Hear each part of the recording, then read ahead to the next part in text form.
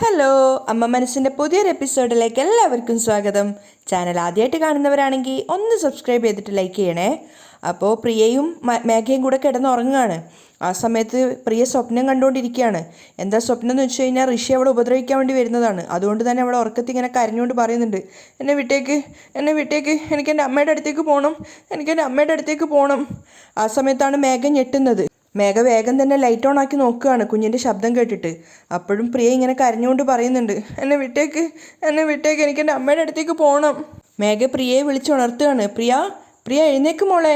അപ്പോഴും പ്രിയ പറയുന്നുണ്ട്, കണ്ണ് തുറക്കൊന്നും ചെയ്യാതെ തന്നെയാണ് പറയുന്നത്, എന്നെ വിട്ടേക്ക്, എനിക്ക് എൻ്റെ അമ്മയുടെ അടുത്തേക്ക് പോകണം, എനിക്ക് എൻ്റെ അമ്മയുടെ അടുത്തേക്ക് പോകണം.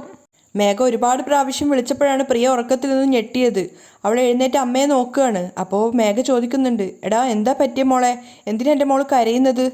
പ്രിയ കരഞ്ഞുകൊണ്ട് മേഘയോട് പറയാണ്, അമ്മ എനിക്ക് വല്ലാതെ പേടിയാവുന്നമ്മ, അവൻ്റെ അടുത്തൊന്ന് എന്നെ രക്ഷിക്കമ്മ. അത് കേട്ട സമയത്ത് മേഘയ്ക്ക് വല്ലാത്ത സങ്കടം തോന്നുകയാണ്. അവളുടെ കണ്ണൊക്കെ നിറയുന്നുണ്ടായിരുന്നു. താൻ ചെയ്തൊരു തെറ്റിൻ്റെ ഭാഗമായിട്ടാണ് തൻ്റെ കുഞ്ഞിങ്ങനെ അനുഭവിക്കുന്നതെന്ന് ഓർത്തിട്ട്. അപ്പോൾ അവൾ കുഞ്ഞിനെ വേഗം സമാധാനിപ്പിക്കുകയാണ്. ഏയ് ഒന്നുമില്ല, ഒന്നുമില്ല. എന്നിട്ട് അവൾ സ്വയം ചിന്തിക്കുന്നുണ്ട്, എൻ്റെ മോള് വല്ലാതെ ഭയന്നു പോയിട്ടാണല്ലോ ഉള്ളത്. എൻ്റെ അടുത്ത കൂട്ടുകാരനാണല്ലോ എന്ന് വിശ്വസിച്ചിട്ടാണ് ഞാൻ അവൻ്റെ പാർട്ടിക്ക് എൻ്റെ മോളെയും കൊണ്ട് പോയത്. പക്ഷെ ആ റാസ്കൽ ഇങ്ങനെ പെരുമാറിയല്ലോ. മേഘ സങ്കടത്തോടെ പ്രിയയെ നോക്കുകയാണ്. പ്രിയയെ തൊട്ട സമയത്ത് അവളുടെ ദേഹത്തൊക്കെ ചൂടുണ്ടായിരുന്നു. മേഘ സങ്കടത്തോടെ പറയുന്നുണ്ട്, അയ്യോ എൻ്റെ മോക്ക് പേടിച്ചിട്ട് പനി വന്നല്ലോ. അമ്മ മരുന്നെടുത്തിട്ട് വരാം, മോള് വേഗം കഴിക്ക്, നാളത്തേക്ക് മാറുട്ടോ എന്ന് പറഞ്ഞിട്ട് മേഘ വേഗം എഴുന്നേറ്റ് പോയിട്ട് ടാബ്ലറ്റ് എടുത്തു കൊണ്ടുവരികയാണ്. പനിക്കുള്ള സിറപ്പ് എടുത്തിട്ട് പ്രിയക്ക് കൊടുത്തതിന് ശേഷം മേഘ കുഞ്ഞിൻ്റെ മുഖത്തേക്ക് നോക്കുകയാണ്. ആ ഒരു പ്രശ്നത്തിന് ശേഷം പ്രിയയുടെ മുഖം എപ്പോഴും ഒരു സങ്കടവും ഒരു കരഞ്ഞു കലങ്ങിയ കണ്ണുകളൊക്കെ ആയിട്ടാണുള്ളത്. ആ മരുന്ന് കുടിച്ചതിന് ശേഷം പ്രിയ അമ്മയോട് പറയുന്നുണ്ട്, അമ്മ എനിക്ക് വല്ലാതെ പേടിയാവുന്നമ്മ. അത് കേട്ട് മേഘ കുറ്റബോധത്തോടെ പറയുന്നുണ്ട്, ഏയ് അമ്മയില്ലടാ മോളുടെ കൂടെ, മോള് പേടിക്കേണ്ട. അമ്മയെ കെട്ടിപ്പിടിച്ചുറങ്ങിയാൽ ഒക്കെ ശരിയാവും, മോളെ ആരും വന്ന് കൊണ്ടുപോവില്ല, വാ അമ്മയെ കെട്ടിപ്പിടിച്ചുറങ്ങാലോ എന്ന് പറഞ്ഞിട്ട് പ്രിയ അവിടെ കിടത്തുകയാണ്. പ്രിയയും മേഘ പറയുന്നതനുസരിച്ച് അവളെ കെട്ടിപ്പിടിക്കുകയാണ്. മേഘ പ്രിയയെ ചേർത്ത് പിടിക്കുന്നുണ്ടായിരുന്നു. പ്രിയ ഉറങ്ങാൻ ശ്രമിക്കുകയാണ്. ആ സമയത്ത് മേഘ ചിന്തിക്കുന്നുണ്ട്, എൻ്റെ മോള് വല്ലാതെ ഭയന്നു പോയിട്ടാണല്ലോ ഉള്ളത്. മേഘ പ്രിയയുടെ നെറ്റിയിൽ തലോടുന്നുണ്ടായിരുന്നെങ്കിലും അവളുടെ മനസ്സ് നിറയെ കുറ്റബോധമായിരുന്നു. താൻ ചെയ്തൊരു ശിക്ഷയാണല്ലോ ഇതെന്ന് ആലോചിച്ചിട്ട്. പിറ്റേന്ന് നേരം പുലർന്ന ഉടനെ അമ്പലത്തിലേക്ക് വന്നിരിക്കുകയാണ് ജ്യോതി. ജ്യോതിയോട് പൂജാരി ആരുടെ പേരിൽ അർച്ചന എന്ന് ചോദിക്കുന്ന സമയത്ത് വാസുവിൻ്റെ പേരിലാണ്. വാസുവിൻ്റെ പേരും നാളും നക്ഷത്രമൊക്കെ പറഞ്ഞു കൊടുക്കുകയാണ്. അദ്ദേഹം വാസുവിന് വേണ്ടി അർച്ചന നടത്തുന്ന സമയത്ത് ജ്യോതി അവിടെ നിന്ന് പ്രാർത്ഥിക്കുകയാണ്. അങ്ങനെ ആ പൂജാരി പ്രസാദം കൊണ്ടുവന്ന് കൊടുത്ത ശേഷം തിരിച്ച് നടക്കുമ്പോഴാണ് വാസു അങ്ങോട്ടേക്ക് നടന്നു വരുന്നത്. വാസുവിനെ കണ്ടപ്പോൾ ജ്യോതി സന്തോഷത്തോടെ പറയുന്നുണ്ട്, നിങ്ങൾക്ക് 100 ആയുസ്സാണ്, നിങ്ങളെക്കുറിച്ച് ഞാൻ ഇപ്പോൾ ചിന്തിച്ചതേ ഉള്ളൂ. വാസുവിൻ്റെ മുഖത്ത് നല്ല ഗൗരവമുണ്ടായിരുന്നു. ശരി, എനിക്ക് നിന്നോട് കുറച്ച് സംസാരിക്കാനുണ്ട്. കുറച്ചാക്കുന്നത് എന്തിനാ, വാ ഒരുപാട് സംസാരിക്കാം എന്ന് പറഞ്ഞിട്ട് വാസുവിൻ്റെ കൈയും പിടിച്ചിട്ട് ജ്യോതി പുറത്തേക്ക് വരികയാണ്. ആളൊഴിഞ്ഞൊരു ഭാഗത്തേക്ക് അവർ രണ്ടുപേരും മാറി നിൽക്കുകയാണ്. വാസുവിൻ്റെ മുഖത്ത് വല്ലാത്തൊരു ഗൗരവവും പേടിയും ഒക്കെ കാണുന്ന സമയത്ത് ജ്യോതി സംശയത്തോടെ ചോദിക്കുന്നുണ്ട്, നിങ്ങളുടെ മുഖം എന്താ ഒരു വല്ലാത്ത പോലെ ഇരിക്കുന്നത്? സിധു നിങ്ങളെ ഭീഷണിപ്പെടുത്തിയോ? അവൻ എന്നെ ഭീഷണിപ്പെടുത്തി. എന്താ ഭീഷണിപ്പെടുത്തിയത്? ജ്യോതി ചോദിക്കുന്നുണ്ട്. അപ്പോൾ വാസു സത്യസന്ധമായിട്ട് തന്നെ പറയുകയാണ്, ഇനി നിന്നോട് സംസാരിക്കരുത്, നീയുമായിട്ട് അടുത്തിടപഴകരുത്, നമ്മൾ തമ്മിൽ ഇനി ഒരു ബന്ധവും ഉണ്ടാവാൻ പാടില്ല എന്ന് സ്ട്രിക്റ്റായിട്ട് സിധു എന്നോട് പറഞ്ഞിരിക്കുകയാണ് ജ്യോതി. അത് കേട്ടതും ജ്യോതിക്ക് ദേഷ്യം വന്നിട്ടുണ്ടായിരുന്നു. അവർ വാസുവിനോട് പറയാണ്, അവ പറഞ്ഞു എന്ന് കരുതി നമ്മളെല്ലാം നിർത്തണം എന്നാണോ? പറ്റില്ല എന്ന് പറഞ്ഞേക്ക്. അപ്പോൾ വാസു പറയുന്നുണ്ട്, മിണ്ടാതിരിക്ക് ജ്യോതി, ഞാൻ പറ്റില്ല എന്ന് പറഞ്ഞു കഴിഞ്ഞാൽ അവൻ പോയി ഈ കാര്യങ്ങളെല്ലാം ജാനകിയുടെ അടുത്ത് പറയും. അതിനുശേഷം ഈ പ്രശ്നങ്ങളൊക്കെ നമ്മൾ വിചാരിക്കുന്നതിനേക്കാളും വലുതാവും. പക്ഷേ ജ്യോതി അത് ഉൾക്കൊള്ളാൻ തയ്യാറല്ല. അതുകൊണ്ട് അവൾ വാസുവിനോട് പറയുന്നുണ്ട്, ഇങ്ങോട്ട് നോക്ക്, നമ്മൾ 3/4 ഭാഗത്തോളം നനഞ്ഞു കഴിഞ്ഞു, ഇനി മുഴുവനായിട്ട് നനയുന്നതിന് എന്താ തെറ്റ്? നിങ്ങളുടെ ഭാര്യ സത്യങ്ങളൊക്കെ അറിയട്ടെ, അവൾ എന്ത് ചെയ്യാനാ പോകുന്നത്? നിങ്ങൾ എന്തിനാ ഇങ്ങനെ ഭയക്കുന്നത്? അപ്പോൾ വാസു അത് കേട്ടതും ഞെട്ടിയിട്ടുണ്ടായിരുന്നു. വാസു ജ്യോതിയോട് പറയുന്നുണ്ട്, ജ്യോതി നിനക്ക് നിൻ്റെ ഏട്ടനല്ലാതെ മറ്റാരുമില്ല, പക്ഷെ അതുപോലെയല്ല ഞാൻ. എനിക്കൊരു കുടുംബം തന്നെയുണ്ട്. നിന്നെപ്പോലെ എത്രയും പെട്ടെന്ന് എടുത്തു ചാടി എനിക്കൊരു തീരുമാനത്തിലെത്താൻ സാധിക്കില്ല ജ്യോതി. പക്ഷെ അതൊന്നും ജ്യോതിയെ തൃപ്തിപ്പെടുത്തുന്ന ഉത്തരങ്ങളായിരുന്നില്ല. അവൾ വലിയ താല്പര്യമില്ലാത്ത മട്ടിലാണ് നിൽക്കുന്നത്. അപ്പോൾ വാസു പറയുന്നുണ്ട്, കല്യാണം നടത്താറായ ഒരു പെണ്ണുണ്ട് എനിക്ക് ജ്യോതി. എൻ്റെ മോളുടെ ജീവിതത്തിനെ ഇത് ബാധിക്കാൻ പാടില്ല. അതുകൊണ്ടാണ് ഇത്രയും കാലം ഞാൻ ക്ഷമയോടെ നിന്നത്. അപ്പം ജ്യോതി ചോദിക്കുകയാണ്, ഓ അപ്പോൾ ഇനി നിങ്ങളുടെ മോൻ പറഞ്ഞതുപോലെ എന്നോടുള്ള സംസാരവും ഞാനുമായിട്ടുള്ള ഇടപഴകലും ഒക്കെ അവസാനിപ്പിക്കാൻ പോവുകയാണോ? അതിനുത്തരം പറയാനാവാതെ മൗനമായിട്ട് നിൽക്കുകയാണ് വാസു. അപ്പോൾ ജ്യോതി പറയുന്നുണ്ട്, ഇങ്ങോട്ട് നോക്ക്, ഞാൻ പറയുന്നത് പോലെ ചെയ്യ്. ജ്യോതി എന്താ പറയുന്നതെന്ന് അറിയാൻ വേണ്ടിയിട്ട് വാസു കാത്തു നിൽക്കുകയാണ്. അപ്പോൾ ജ്യോതി പറയുന്നുണ്ട്, നിങ്ങളും ഞാനും ഭാര്യയും ഭർത്താവുമായിട്ടാണ് ജീവിക്കുന്നതെന്ന് പോയിട്ട് ജാനകിയോട് പറയ്. ഏയ്, വാസു വാ പൊളിച്ച് നിൽക്കുകയാണ്. എന്നിട്ട് ജ്യോതി പറയുന്നുണ്ട്, എന്നിട്ട് അവളെ നിങ്ങൾ ഡൈവോഴ്സ് ചെയ്തേക്ക്, നമുക്ക് രണ്ടുപേർക്കും ഒന്നിച്ച് ജീവിക്കാം. അപ്പോൾ വാസു ദേഷ്യത്തോടെ ചോദിക്കുന്നുണ്ട്, ജ്യോതി നീ എന്താ തമാശ പറയാ? ഞാൻ ജാനകിയെ ഡൈവോഴ്സ് ചെയ്യാൻ പോവാണെന്നറിഞ്ഞാൽ എല്ലാവരും എന്നെ വെറുതെ വിടുന്നാണോ നീ കരുതിയത്?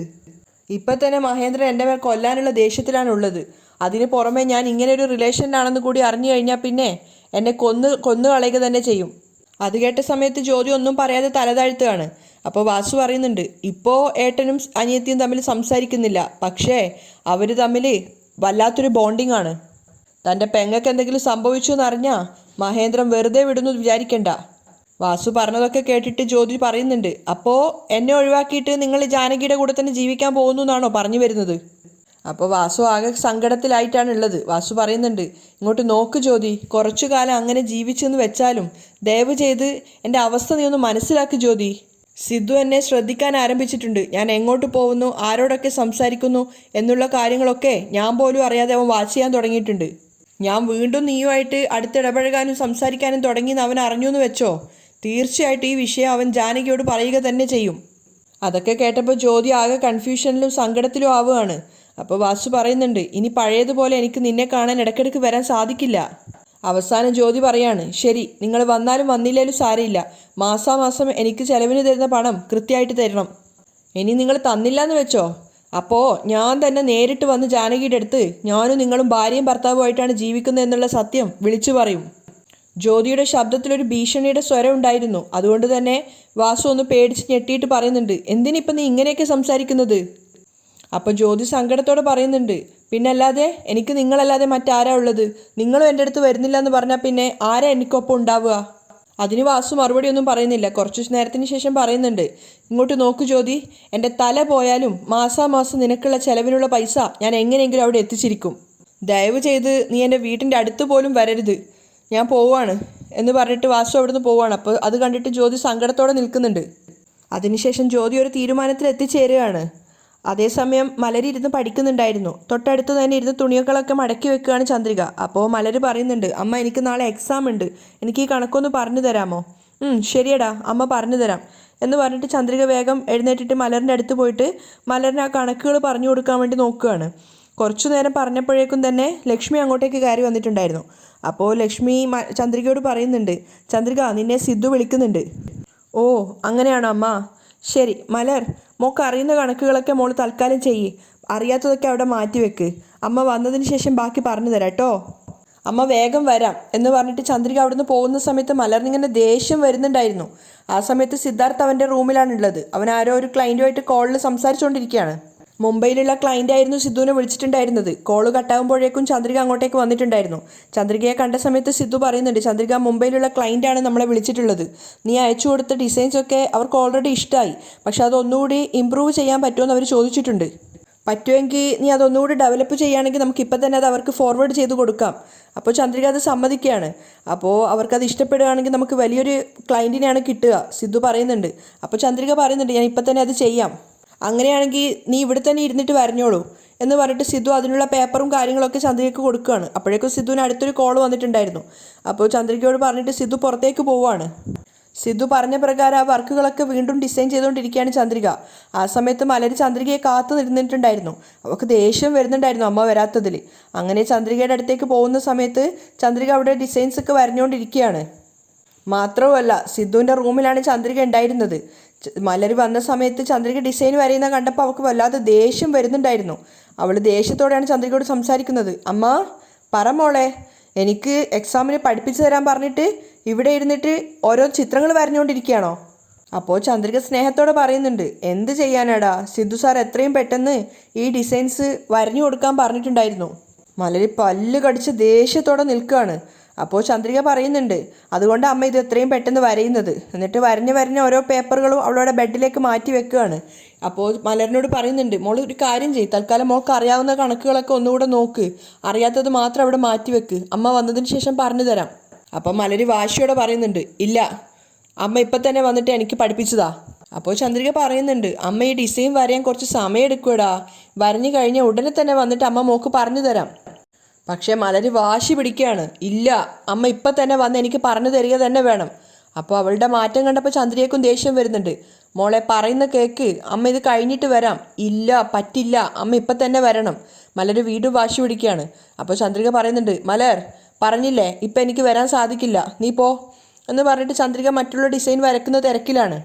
അത് നോക്കി നിൽക്കുന്തോറും മലറിന് ദേഷ്യം ഇങ്ങനെ വന്നുകൊണ്ടിരിക്കുകയായിരുന്നു. അതുകൊണ്ട് തന്നെ ചന്ദ്രിക വരഞ്ഞു വെച്ചിട്ടുണ്ടായിരുന്ന ഡിസൈൻ എടുത്തിട്ട് മലര് ദേഷ്യത്തോടെ ചുളുക്കി അവിടെ നിലത്ത് വലിച്ചെറിയുകയാണ്.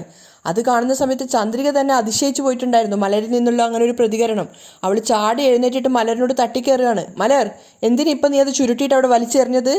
മലരും വാശിയോടെ പറയാണ്, ഞാൻ വിളിച്ചാൽ അമ്മയ്ക്ക് വരാൻ സാധിക്കില്ലല്ലേ, എന്നെക്കാളും അമ്മയ്ക്ക് വലുത് ഇതാണോ എന്ന് പറയുന്ന സമയത്ത് ചന്ദ്രിക അവളുടെ കയ്യിൽ തല്ലുകയാണ്.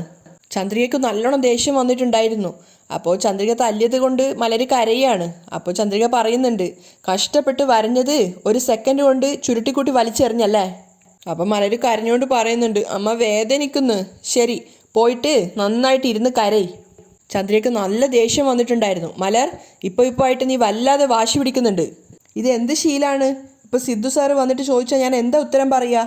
അപ്പോൾ ചന്ദ്രിക തല്ലിയ കൈ തടവിക്കൊണ്ട് മലര് പറയുന്നുണ്ട്, സിദ്ധു മാത്രമാണോ അമ്മയ്ക്ക് എപ്പോഴും മുഖ്യം? സിദ്ധു പറയുന്ന മാത്രമേ അമ്മ എപ്പോഴും ചെയ്യുള്ളൂ. എന്നെ കാര്യത്തിൽ അമ്മയ്ക്ക് ഒരു താല്പര്യമില്ലേ? എന്നെക്കുറിച്ച് അമ്മയ്ക്കൊന്നും അറിയണ്ടേ? എനിക്ക് വേണ്ടി ഒന്നും ചെയ്യാൻ അമ്മയ്ക്കിപ്പോൾ സമയമില്ല. വേണ്ട, എനിക്ക് വേണ്ടി ഒന്നും ചെയ്യണ്ട, പോ എന്ന് പറഞ്ഞിട്ട് മലര് ദേഷ്യത്തോടെ അവിടുന്ന് പോവുകയാണ്.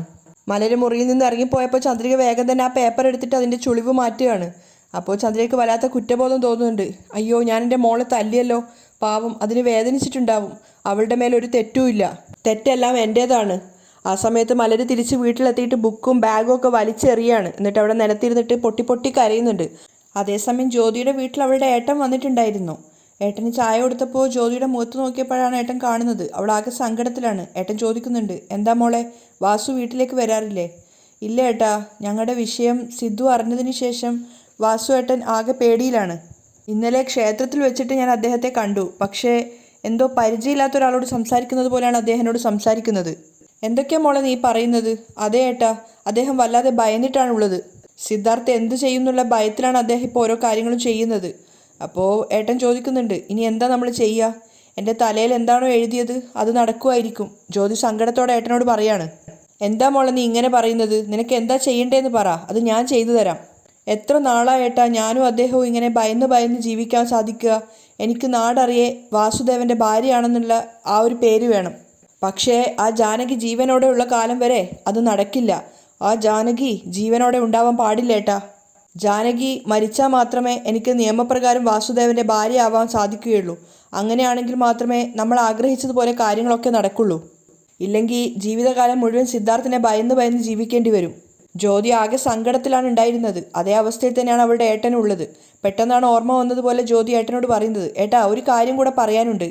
ജാനകിയുടെ കല്യാണത്തിന് മുന്നേ തന്നെ ജാനകിയുടെ അച്ഛൻ അവളുടെ പേരിൽ 2 കോടി രൂപയുടെ ഇൻഷുറൻസ് ചെയ്തു വെച്ചിട്ടുണ്ട്. അത് കേട്ടതും അയാൾ ചിരിച്ചുകൊണ്ട് ചോദിക്കുകയാണ്, എന്താ മോള് പറഞ്ഞത്? അതേ ഏട്ടാ, അവൾ മരിച്ചു കഴിഞ്ഞാൽ ആ പണം മുഴുവൻ വാസുദേവൻ്റെ പേരിലേക്കാവും. വാസുദേവൻ്റെ പേരിലായാൽ പിന്നെ ആ പണം നമുക്ക് വന്നതുപോലെയല്ലേ? ജാനകി മരിച്ചു എന്ന് വിചാരിക്ക്, നമുക്ക് പല പല ഉപകാരങ്ങളും ഉണ്ടാവും. ഇപ്പം എന്താ വേണ്ടത്? ജാനകിയെ കൊല്ലണം, അത്രയല്ലേ ഉള്ളൂ. അവളുടെ ഏട്ടൻ കൂളായിട്ട് ചോദിക്കുകയാണ്. അപ്പോൾ ജ്യോതി പറയുന്നുണ്ട്, അങ്ങനെ തിരക്ക് പിടിക്കേണ്ട ഏട്ടാ, ഇൻഷുറൻസിൻ്റെ പണം ജാനകി കൊല്ലപ്പെട്ടാൽ കിട്ടില്ല. ഒന്നുകിൽ അവൾ നാച്ചുറലായിട്ട് മരിക്കണം, അല്ലെങ്കിൽ ആക്സിഡൻറ്റിൽ മരിക്കണം. അപ്പോഴേ ഇൻഷുറൻസിൻ്റെ തുക കിട്ടുള്ളൂ. അതും അവൾ ആക്സിഡൻറ്റിലാണെങ്കിൽ അത് ഡബിളായിട്ട് കിട്ടുമെന്നാണ് വാസു പറഞ്ഞിട്ടുള്ളത്. അങ്ങനെയാണെങ്കിൽ നീ പറഞ്ഞതുപോലെ ജാനകിയുടെ കഥ നമുക്ക് കഴിക്കാം. പക്ഷേ അതെങ്ങനെയേട്ടാ? ജാനകി പുറത്തേക്ക് പോകുന്നില്ലല്ലോ. അവളുടെ കാലിന് വയ്യാത്തത് കാരണം എപ്പോഴും അവളുടെ കൂടെ ആരെങ്കിലുമൊക്കെ ഉണ്ടാവും. അപ്പോൾ ഏട്ടൻ പറഞ്ഞു കൊടുക്കുന്നുണ്ട്, അതിന് ജാനകി പുറത്തിറക്കി ഇറങ്ങണമെന്നില്ല. ജാനകിയുടെ വീട്ടിനകത്ത് വെച്ചിട്ടും ആക്സിഡൻ്റലി അവളെ കൊല്ലാം. ഏട്ടൻ എന്തൊക്കെയാണ് ഉദ്ദേശിക്കുന്നത്? ഞാൻ പറയുന്നത്, അവിടെ നമുക്കൊരു ജോലിക്കാരി ഏർപ്പാടാക്കാം. കറണ്ട് തട്ടിയിട്ടോ അങ്ങനെ എങ്ങനെ മരിച്ചാലും ആക്സിഡൻ്റൽ ഡെത്ത് തന്നെയാണ്. അതൊക്കെ കേട്ടപ്പോൾ ജ്യോതിക്ക് ഒത്തിരി സന്തോഷമാവുന്നുണ്ട്. ഇത് നമ്മൾ രണ്ടാളും അല്ലാതെ ഒരു കാരണവശാലും വാസു പോലും അറിയരുതെന്ന് ജ്യോതി ഏട്ടനോട് പറയാണ്. അപ്പോൾ അയാളും പറയുന്നുണ്ട്, ജാനകി മരിക്കുകയാണെങ്കിൽ നിനക്കും വാസുവിനും പിന്നെ സമാധാനത്തോടെയും സന്തോഷത്തോടെയും ജീവിക്കാം. ജ്യോതി അവളുടെ ഏട്ടനും ആ ഒരു തീരുമാനം എടുക്കുകയാണ്. ജാനകിയെ കൊല്ലാനുള്ളൊരു പുതിയ പദ്ധതിയാണ് അവർ രണ്ടുപേരും തയ്യാറാക്കുന്നത്. അതേസമയം മലര് സ്കൂളിൽ പോകാൻ വേണ്ടി റെഡിയാവുകയാണ്. ചന്ദ്രിക തന്നെയാണ് അവളെ ഒരുക്കി കൊടുക്കുന്നത്.